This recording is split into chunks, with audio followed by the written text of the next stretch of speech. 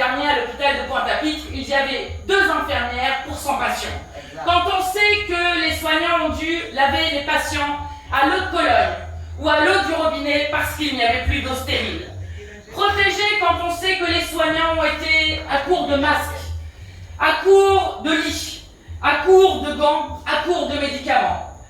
Protégés quand un médecin qui était venu en renfort lors de la première vague et qui venait de Tours est revenu des Antilles en disant « Nous sommes face à de la maltraitance sanitaire. » Oui, Emmanuel Macron a abandonné l'hôpital public. Il a supprimé 4 milliards d'euros sur son mandat à l'hôpital public.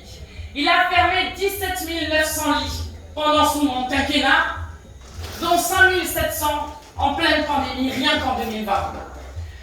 Et plutôt que d'assumer sa politique, il a préféré expliquer que finalement, tout était la faute des non-vaccinés.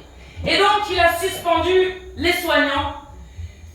Et nous ne pouvons pas croire un seul instant qu'il protège quiconque dans la population. Lorsqu'ils rajoutent du chaos sanitaire comme ils l'ont fait, lorsqu'ils enlèvent des bras de gens qui sont formés, dont nous avons impérativement besoin, qu'ils suspendent pour 0 €. Et j'ai vu aujourd'hui et hier des soignantes suspendues qui depuis 4 mois n'ont pas un seul salaire. Alors je vais parler du fond, mais je vais d'abord parler de la forme. Parce que les syndicats m'expliquaient, ils me donnaient l'exemple d'une aide-soignante, je vous le dis pour que vous l'ayez en tête.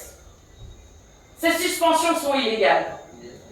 Cette aide-soignante a été suspendue le 23 novembre. La lettre de suspension, qui indique la date du 23 novembre, a été signée le 4 décembre. Et quand cette aide-soignante a-t-elle reçu cette lettre? Eh bien, début mars. Donc, il y a 200 dossiers qui sont actuellement au tribunal administratif pour attaquer. Mais je vais parler de la forme, parce qu'il n'y a pas seulement le fond. Je vais parler de la forme quand une soignante vaccinée, positive au Covid, est obligée de continuer à aller travailler parce qu'il manque de soignants. Mais qu'une soignante non vaccinée, négative au Covid, elle se retrouve avec 0 € et ne peut pas aller travailler. Et nous, nous le disons, nous allons abroger l'état d'urgence sanitaire. Nous allons abroger le pass sanitaire et le pass vaccinal parce que cela n'a rien de sanitaire. Et surtout, nous allons supprimer cette obligation vaccinale pour réintégrer ces soignants. Parce que ces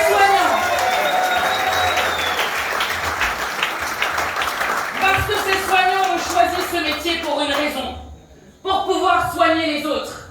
Et que s'il y a une responsabilité dans la gestion absolument chaotique qu'il y a eu du Covid, elle vient du gouvernement qui a toujours refusé de réouvrir des lits, de recruter des soignants, de payer mieux les soignants et de faire en sorte que chacun et chacune puisse être soigné dignement dans notre pays.